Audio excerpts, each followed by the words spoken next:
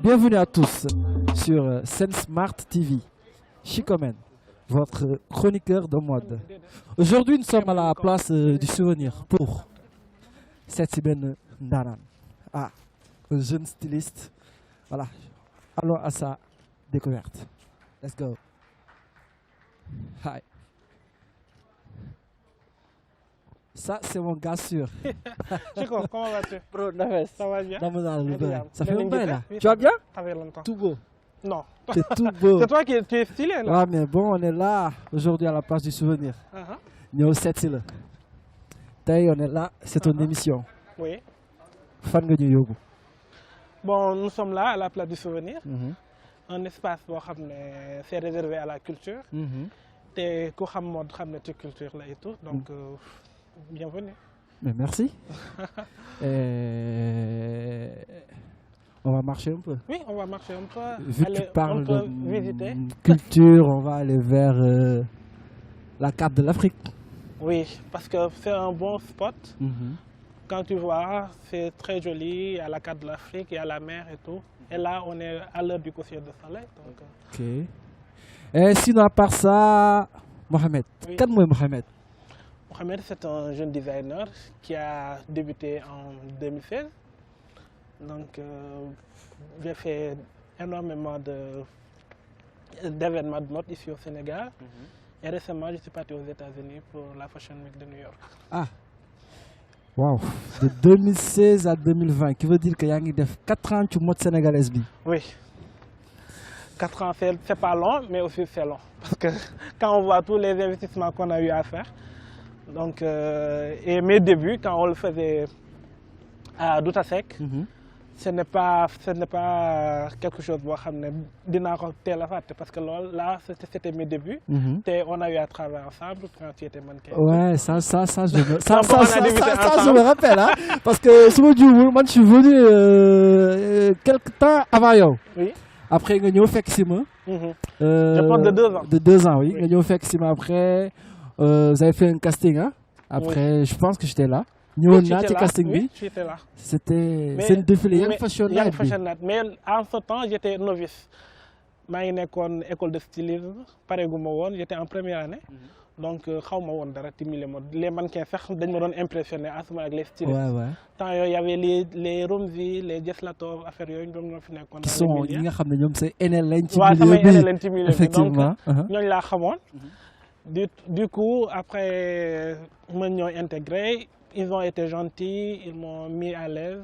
Maman commencé à faire pour am en place. Machallah, donne le xeex boo xam ne man xam naa ne. Ça n'a pas été évident. Ça n'a pas été évident. Tu as carboté quoi ndax def nga yu bari.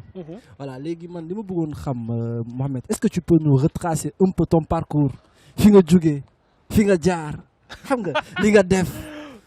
Oui, bon, Mohamed, j'ai commencé par l'université en 2012 parce que j'étais en fac de droit. Donc en 2012, il y avait beaucoup trop de grèves, des non-grèves, de grèves. Donc si je veux avoir une quelconque avenir, je ne me fais ça en bopp. Donc il faut que je me outil métier. Comme on dit, il n'y a pas de ce métier.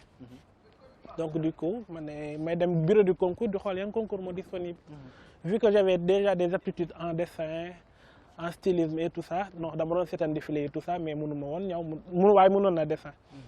Je suis les concours, il y a une matière, je français et dessin seulement. Pour BTS, je suis bac. Donc j'ai fait le concours, je l'ai réussi. Quand je l'ai réussi, madame intégré l'école ICCM. ICCM. Institut de couture et de mode. Une zone industrielle. Ok, d'accord.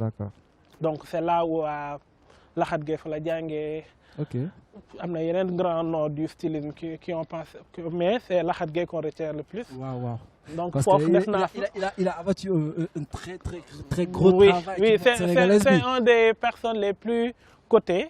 Et les plus grands travailleurs au Sénégal. Donc, je salue son parcours. Vraiment, on le salue de passage parce que c'est un monsieur, il est respecté et respectable parce que dafa def ay liggéey yu am jéego. waaw vraiment quoi. c'est vrai bu ñu demee ba ñeme sax ñun la jeune génération moom si la parce que je me suis dit que moom tamit il a presque même parcours bi quand même parce que université la nekkoon.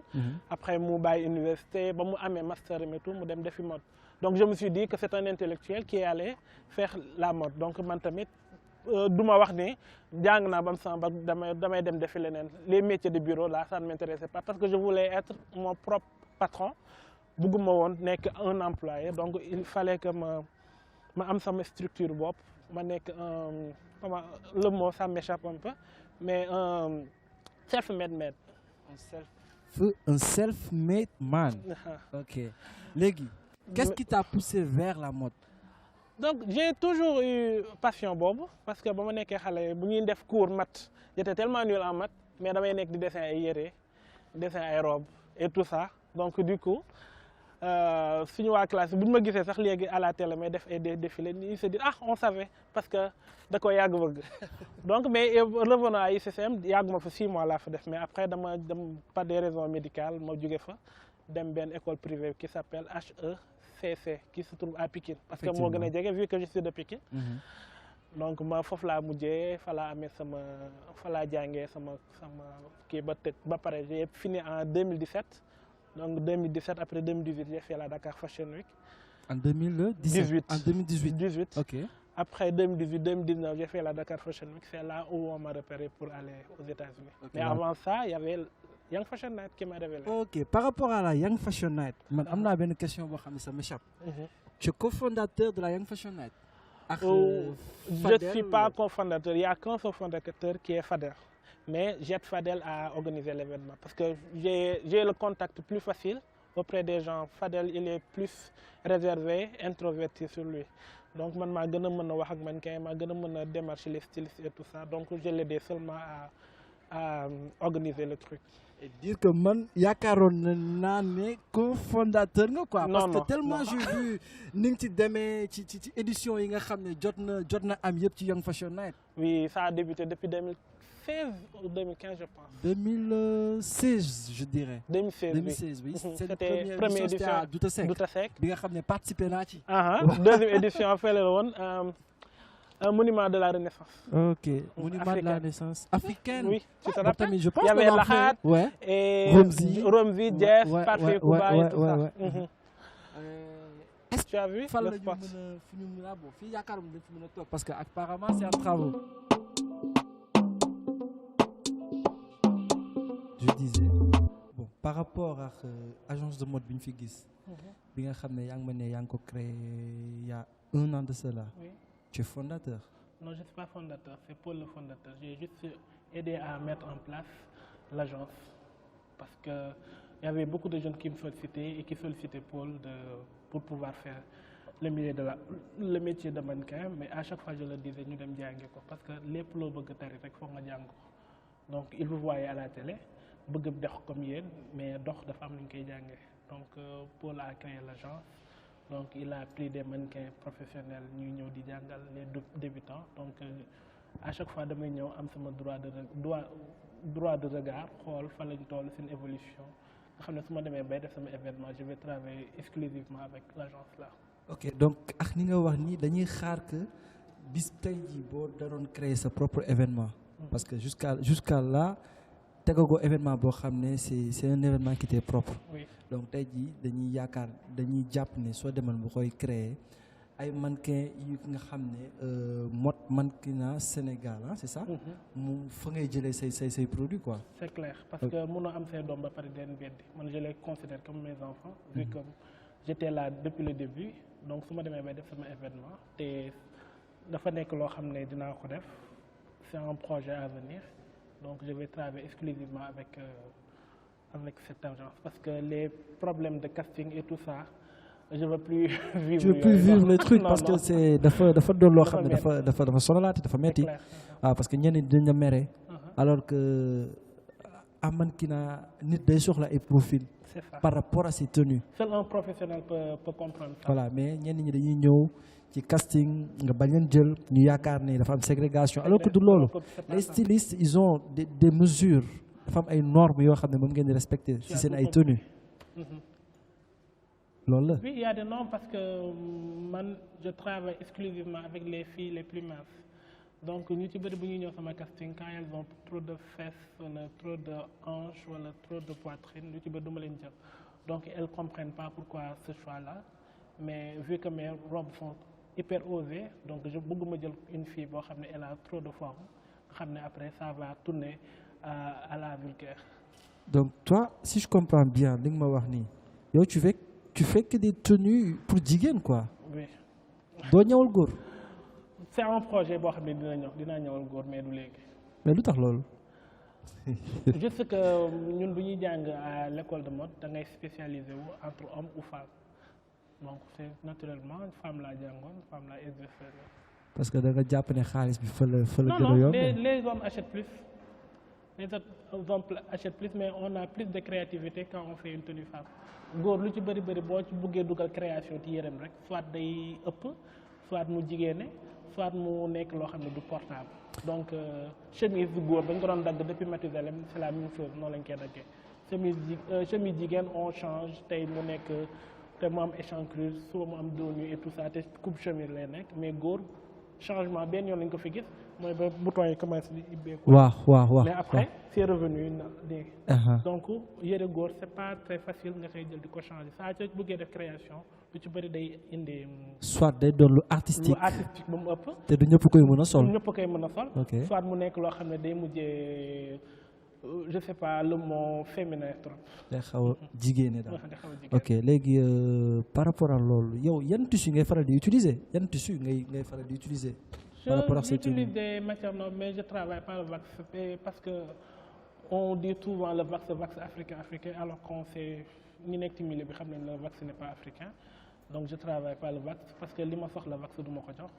J'ai besoin bien tissu yoo xam ne am na toute élasticité vu que je fais des robes de sang ak am tombant bu baax et le wax des fois lu ci bëri du joxe lool donc mais je travaille d'autres matières comme la soie les tissus nobles comme les crêpes et tout ça je travaille beaucoup ça ces matières là. mais Mohamed. entre yoo wax man dama lay suivre xam nga loolu. oui. say tenue dafa osé. Oui, peut-être c'est ça qui fait la différence entre moi et les autres parce que à chaque fois faut nga am différence donc quand je venais di doog dugg ci milieu mode bi tout le monde temps yii moom époque dashiki bi la mooy wax boobu xewoon. je me rappelle trop bien. donc ñëpp di ko def ñëpp dashiki man ma ñëw génn feneen donc ba léegi maa ngi ci créneau boobu te Yettouma c'est marque bu jeune la donc je confectionne pour les jeunes filles et tout ça donc te man les jeunes filles que je côtoie elles sont sexy et tout donc moo tax foofu laay gën day mel ni Versace rek. ouais et tu sens à travers loolu que gars yi ñu ngi jënd les filles les jeunes filles. ñi nga xam ne yaa ngi wax ñu ngi jënd ces tenues. et elles ont pas du mal à porter mën a génn. non nekkul yére boo xam ne nga demee marché aussi c'est des tenues de soirée c'est des endroits bien spécifiques yoo xam ne foofu nga ko mën a sol pas n'importe où. waaw Mohamed man personnellement xaw ma signification Yettouma. D'où te vient cette inspiration? Lan lay signifier?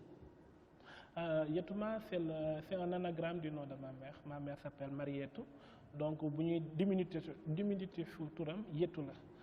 Donc Marietou Yettouma dama ko dëpp rek c'est juste ça. Marietou nga dëpp ko Yettouma.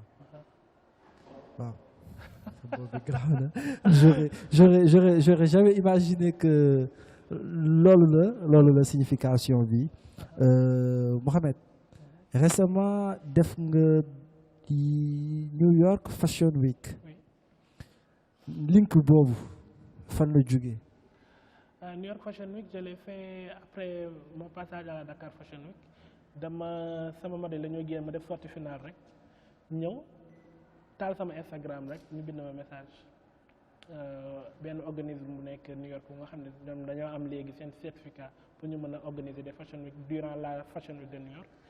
Ils m'ont écrit, ils m'ont dit que seetaan nañ sama défilé en direct sur Instagram donc ils voudraient bien que ma ñëw défiler ci New York donc je me suis dit c'est de l'arnaque parce que lu ci bëri affaire voyage aux États-Unis c'est de l'arnaque donc répondre ma leen di saa suite après ils ont insisté ñu ngi tudd African by Art je les salue au passage. ñu envoyé tous les papiers qu'il faut. Je suis allé à l'ambassade, j'ai eu mon visa, donc je suis parti représenter le Sénégal là-bas. Moi et un autre styliste. Donc tu n'étais pas le seul bi nga xam ne. Non, il y avait un autre styliste qui faisait la Dakar Fashion Week, mais kooku il avait défilé ci Pullman. Un Sénégalais comme toi? Un Sénégalais, il s'appelle Tipeee Style. Ok. Et lan nga fa gis? Qu'est-ce que tu as découvert aux États-Unis? J'ai découvert beaucoup de choses parce que les deux mondes ne sont pas pareils, les événements ne sont pas pareils. Et ñoom ils défilent que pendant 2 périodes, automne-hiver, printemps-été. Donc l'un se déroule en septembre, mooy année bi ma demee. Beneen bi février bi passé la. Pour kii bi Fashion Week prêt-à-porter bi. Ready to wear. Ok. Donc ñoom par Fashion Week ba Fashion Week la ñuy défilé te da ngay gis benn journée dina am plus de 5 créateurs yu défilé donc pour ça nga remplir sa salle c'est tout un problème parce que da ngay gis ñu bëri dañuy dem beneen défilé bi bu boo paree rek ñu daw dem teneen bi donc tout New York se tourne day tourner autour de la mode de la New York Fashion Week pendant okay. une semaine. Donc tu fais beaucoup de rencontres, il y a les chanteurs, il y a les artistes, il y a des exposés, il y a les mannequins et tout ça. Donc beneen ambiance là que les Fashion Week que je vois en Afrique. Ok, moi j'ai suivi ton direct, suivre naa ce direct. Après suivre naa ses posts sur Instagram bi. Pour ceux qui veulent suivre Mohamed Tamita, je pense que mën nañ dem sur Instagram. Il est beaucoup présent foofu. Mooy si page officielle am muy Yetouma.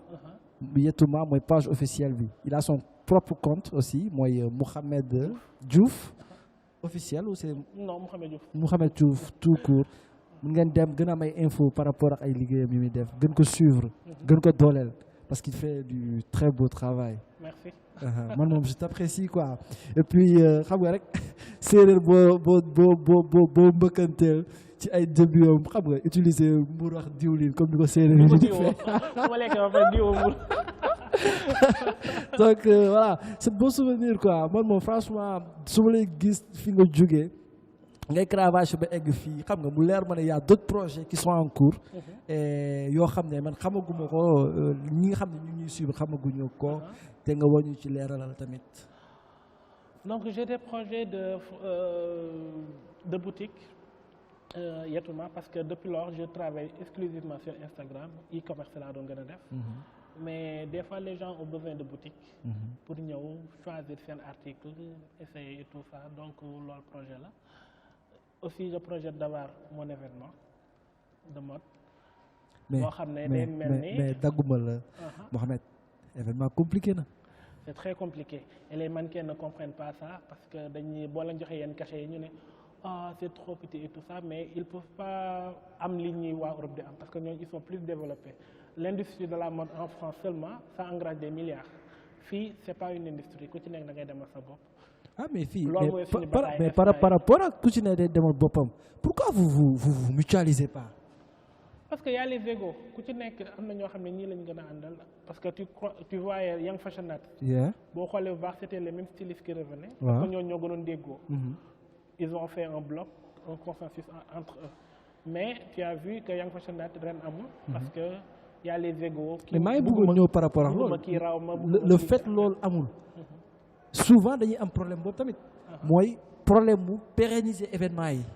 nañ ko wax quoi. parce que da ngeen ne am na événement yu bëri amul. y avait Rumze Fashion Man. amul ren. y avait Fimodak.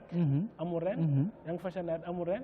MSL déggaguma ko te période bi daan na fekk. lu tax am et tout. lu tax. parce que l'appui de l'État doit venir dans État dafa war duggal loxoom ci milieu de la mode. Je suis d'accord côté boobu. En Europe wala yeneen fashion yi am ci en Europe wala aux États-Unis y a Mercedes-Benz boo xam ne fashion week ñoom dañuy jël seen xaalis dugal ci parce que c'est les industries yoo xam ne ñu ngi liggéey foofu donc dañuy war a soutenir yenn projets yi mais ici kii yu mag yi ma gis lamb rek la ñuy def ak sport foofu la ñuy dugal seen xaalis donc dañ naan mode c'est faux la wala les affaires yooyu noonu. Non mais faux amu ci.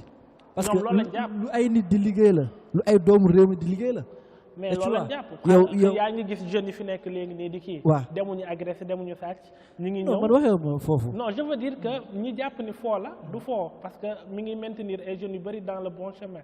ñu ci bëri amoon nañ benn image assez négative ci milieu mode bi mais léegi il laisse leur enfant venir parce que moo tane di taxawaal moo tane di sàcc moo tane waaw di mais xam nga su ko tanee tamit te mu leer na la après tu viens ci da ngay ñëw ci milieu mode bi défilé am tu n'arrives pas à avoir amaana li nga xam ne di nga ci mën a faj say besoins tamit day doon problème. Mais toi-même, tu sais que milieu mode d'aller utiliser une porte. Tu vois, quand tu es mannequin, tu peux faire des campagnes publicitaires, tu peux faire des séries. Toi-même, tu sais qu'il y a beaucoup de séries qui passent ici au Sénégal. C'était des ex-mannequins.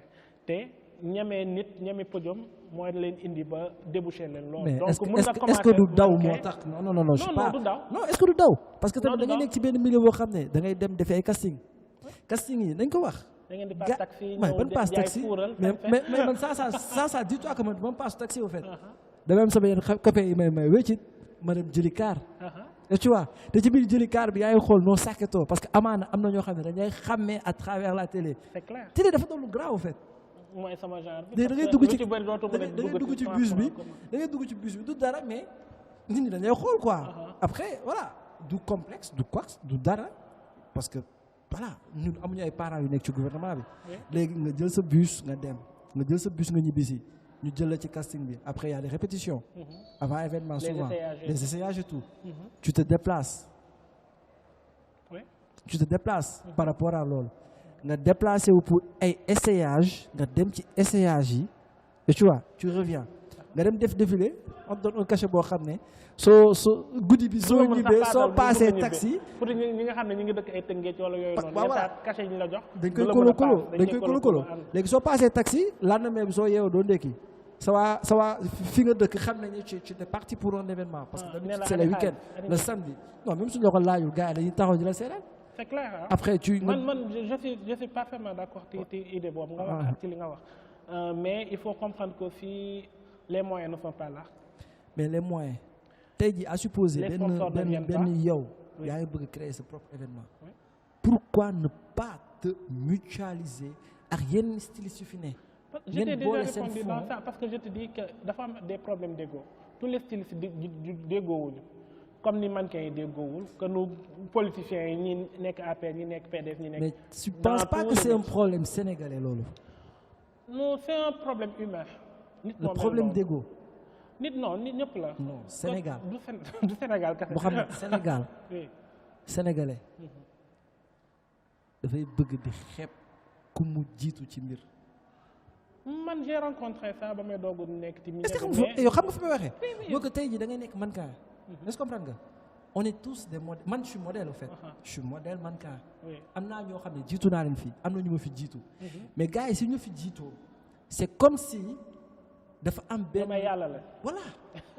mais loolu fépp la man mii ba may doog a dugg ci milieu mode am na ñu ma fi fekkoon ñooñu ils nous donnaient pas l'opportunité d'accéder à leur événement même boo déposé duñ la jox mais.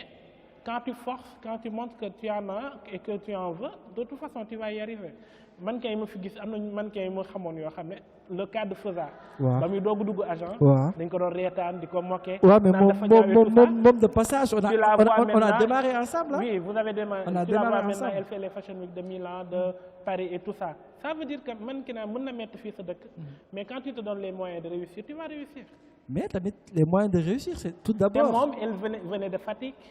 Ñëw Dakar di cravache. Non, mais elle n'avait pas les mêmes chances que les autres qui étaient à Dakar. Moi, personnellement, je n'ai pas voilà awma ay relation di déggante ak moom. Mais on a démarré ensemble loolu xam naa ko. Et de passage je la salue te maa ngi koy encourager di ko féliciter par rapport à son parcours hein. Et tu vois parce que ñun ñoo mën a dooleel suñu bopp. Man déjà ici j'ai un petit problème mooy que les gens on se suit sur Instagram, sur les différentes pages Facebook, Twitter. Mais da ngay gis Mohamed day posté. Man mi nga xam ne xam naa la j'ai un problème pour liker ton travail. Demain je te rencontre je te dis gis naa sa dernière collection bi dafa rafet. C'est des choses yoo xam ne yaa ngi ci daj. C'est clair loolu ñëpp koy dund parce que du nekk iñaan sax mais il se dit bof du ma xam day mel ni j'aime bu ñu la ko mayee dañ la may 10 000 francs wala 100 000 francs.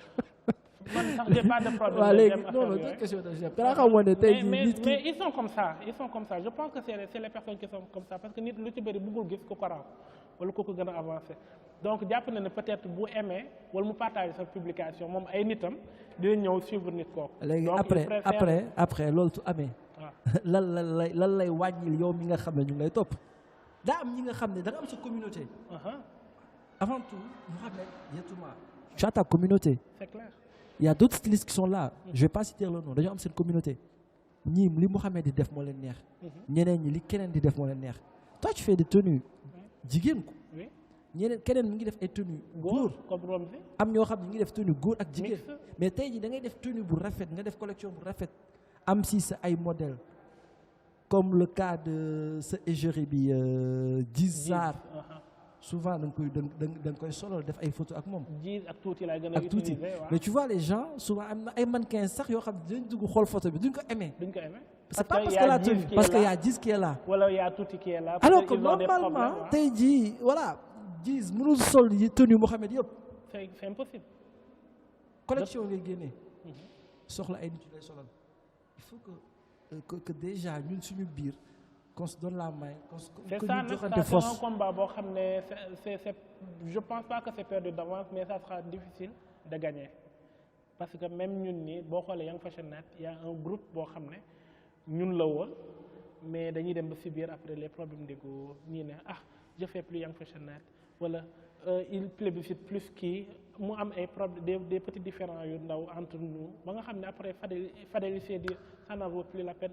Aussi, je suis parti aux États-Unis. Période bobu, Fadel, comme je te disais, il est très introverti. Bugul yenn clash yi ak xeex yi xulo man moom damay xeex ci maatan ci gàjj. waaw mais xam nga yow aussi man loolu yow séeréer nga quoi. def yenn yi mais Fadel il peut pas. Un gars un monsieur très effacé quoi. Parce que su ma juumul yéen a démarré ndoo. Non, moi je suis moom la ci jiitu. yu elle a doon défilé boîte et tout ça. donc boobu maa ngi université di jàng. ok donc moom daf cee teel a dugg. seen rencontre nan la demee yow ak Fadel. y avait un mannequin boo xam ne mi ngi tudd Ibrahima Fall ba ma nekkee première année. mu bind ma ne ma j'ai un ami qui organise un défilé yow du léegi styliste nga parce que maa Ibrahima Fall ñoo nekkoon woon. Ibrahima Fall il a été mannequin. oui. Si mais après wax nga dëgg oh.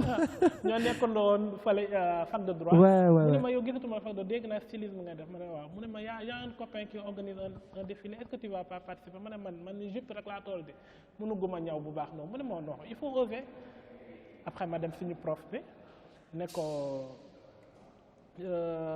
instant jupe lañu jàng boo ma jàngal haut ci kaw mu jàng ma ci kaw donc j'ai pu assembler les deux mu nekk robe parce que jupe ci suuf la haut ci kaw la léegi boo ko assemblé day nekk robe donc j'ai fait une collection de 10 pièces dem présenter ko Young Fashion Net depuis loolu nag on est devenu des frères. La moo nekkoon turu collection boobu noonu. Sex in the City. Sexy in the City. Sexy dans la cité. C'est un nom de film. C'est un film américain qui s'appelle Sex in the City. C'est que soo làkkee anglais damay xaw a réer quoi. da essay accent américain bi yor. Non mais arrête. Non mais c'est juste pour chambrer. Léegi donc c'est de là-bas que vous êtes connu. Oui. Que vous avez qu'il a créé son propre événement nga jàppale ko ci. Non boobu sax c'était Romzi qui moo nekkoon xaritam ñoom ñaar ñoo doon liggéey moo ko parce que Romzi avait déjà Romzi Fashion Man donc il se connaissait en organisation d'événements donc moo ko doon jàppale ñoo doon def décor et tout ça donc man j'étais là un jeune styliste qui était novice dama leen doon xool ni Romzi ngi nii ñii des la toog ngi nii ñi dama leen di gis Facebook affaire yooyu parce que ça yooyu y avait pas Instagram et tout donc on se suivait je les admirais entre guillemets donc ma dem ba bokk ñoom podium après on est devenu des amis def collectif bu Romzi def Romzi Fashion Man ñu dem jàppale ko ñun bu ñu def Young Fashion Man moom c'est un jeune boo xam ne c'est un entrepreneur donc moom la ñu doon liggéey donc quand je te vois habillé comme ça je connais d'où vient la tenue. Donc tu n'as pas oublié. Je l'ai pas raté. Ouais, parce que on aime bien travailler avec des mannequins yoo xam ne ils portent bien les tenues. Man moom ku ma xam ne je suis in Sénégal, Sénégal. quoi. Sérieusement. Donc, ça, c'est un Je tenue porte de que les cadette. tenues, ce sont bon, la majorité de mes tenues sont des tenues De faites créateurs. par des créateurs sénégalais, quoi. Maman, comment xam loolu dama sol Et marque. c'est important aussi de valoriser le travail. aw ma njëgu des marque. créateurs. yéen seen yi ngeen di defar laa am njëgam en fait. Voilà, donc c'est une tenue boo xam ne c'est fait par la maison de couture Mat House bi nga xam ne Fadel moo ko dirigé. Voilà, c'est une tenue qui m'avait offert xam nga boo xam ne vraiment def naa ci ay liggéey voilà une tenue bu rafet machallah il fait de très beaux trucs et puis moom tamit su ma juumul il est spécialisé dans les tenues d'âme Des tenues artistiques. Il fait plus des tenues qui ont des thèmes parce que tu te rappelles le défilé du monument il y avait cancer. Oui, octobre, oui, je me rappelle. donc, tu te rappelles. Donc à chaque fois ces défilés c'est des thèmes, ces collections c'est des thèmes. Mais je travaille pas. Mais toi tu fais pas de tenue artistique bien? Non, je fais du portable. Mais lui il fait plus du non portable ou des tenues de scène affaire yooyu. Ok xam nga ne maa ngi xaar nga ñëw góor ma sol ko. Tu veux toujours courir. Donc, il veut dire que tu n'es pas encore prêt. Mais façon, déjà, man, c'est un plaisir hein, d'être venu à ta rencontre. Nga dalal ma fii xam nga waxtaan bu am solo nga présenté ma sa agence mi Mot Mankina Sénégal. Et tu vois amaana am na ñoo xam ne ñu ngi seetaan ils savent pas par où passer tey jii pour ñëw fii. Pour mën a ñëw accéder ci agence bi. ñi nga xam ne déjà ils sont passionnés par la mode ils veulent faire de la mode d'accord quoi mais nit sooy dugg ci mbir da ngay jàng man personnellement damaa jàng quoi et tu vois cravaché képp koo xam ne bëgg na def carrière na jàng cravaché y a des agences am na Mot Mankina Sénégal am na agence su ATM agence ULA am na Sénégal Model Management agence yi du jeex dem leen fu ne ngeen jàngi voilà léegi pour revenir à Mot Mankina Sénégal nan la nit ñi mën a def. Pour intégrer à l'agence il faut venir à la place du souvenir demander Paul il va vous donner. Et il y a pas une page Facebook une page oui, Instagram. Mot Mankina Sénégal. Ok tout court. Oui, et de là-bas ils auront les informations nécessaires pour mën a ñëw accéder ci agence bi. Oui. Ok man li ma bëgg xam mooy yow tout le temps si yaa ngi ci répétition yi. Non, à temps plein wala occasionnellement. Des fois quand il y a un petit couac wala mu am benn problème dans l'agence je viens. Je parle aux filles et aux garçons pour ñu corriger après ma ñëw xool seen évolution. Ok loolu rek la. ok léegi bon par rapport à ça ñu ngi lay bàyyi ak ñi nga xam ne ñoo lay seetaan. tu vois déjà nga wax. oui maa ngi nuyu les téléspectateurs et les internautes qui nous suivent à travers Mars TV. Et aussi ma nuyu sama ñaari nit yoo xam ne quand j'étais parti aux États-Unis ils m'ont accueilli. Tonton Robert et madame McCombs. J'étais chez eux pendant 6 mois. toppatoo nañ la. ba ma la gisee ay lex laa gis. Miss McCombs moo def. ay lex laa gis à chaque fois mi ngi may yóbbu ci McDonald's et tout ça donc j'ai pris du poids. Donc moom je la remercie. Même ce que je porte là c'est elle qui l'a acheté. Machallah. Et ma mère aussi. Ok léegi man moom avant may tëj. je vais te demander nga jox ma le nom de 3 stylistes yoo xam ne c'est des stylistes yoo xam ne dañuy inspiré tu adores le travail da ngay am envie di leen seetaanaat. Donc man je m'inspire plus des stylistes européens donc il y a Elisab, Versace et Giambattista Valli. yoo xam ne ñett ñooñu laay gën a suivre sur leur défilé à chaque fois ñu am défilé bi dama dem seetaan xool leur collection. Et si tu dois me donner 3 noms de mannequins yoo xam ne c'est des mannequins qui te font vibrer quoi yoo xam ne dañuy sol sa tenue fii nga ne xam nga mel ni ku am ay jam ay affaire yu lay jam yoo xam ne voilà. Tout naturellement il y a Djif Sarr. sama égérie depuis quelques années. Il y a Aïssatou Sy. Aïssatou Sy qui fait la fierté aussi du Sénégal, qui a défilé aussi pour Aïssatou Sy modèle. Le styliste là dont je te parlais. Et aussi Touti Ndiaye. Touti waaw moom nit ñi bëgg nañ ko daal waaw. Bon c'était Mohamed Diouf de Yetouma si émission Sen Smart TV passionné de mode. Ça a été un plaisir vraiment de dalal ñu. Merci. Tu vois ñu waxtaane lu bari J'espère que vous avez aimé l'émission. Merci beaucoup et ñu daje ci week-end bi di ñëw pour beneen émission inchallah. Merci beaucoup. Yes, hi bro. Content naa. maa la gën a kontaan. Ça a été un plaisir. Ok, Hein? ciao. Je te fais la contact là. Oui. Yes, hi man. Nekkal si jàmm. waaw waaw. Ok, man.